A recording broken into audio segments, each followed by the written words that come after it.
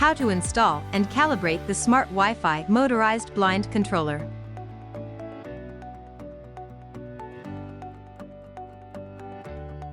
First, make sure you have all the contents in the box and the tools you need for the installation at hand.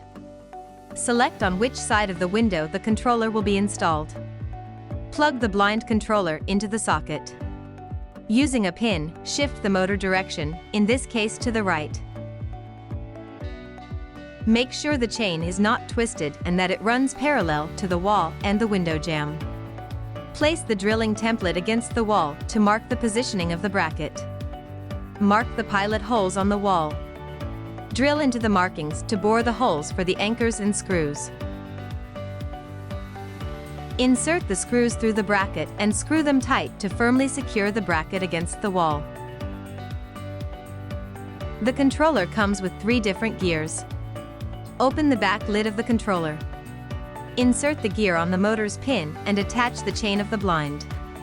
Place the controller on the bracket. To set up and save the starting or opening point, press the pause button for 5 seconds.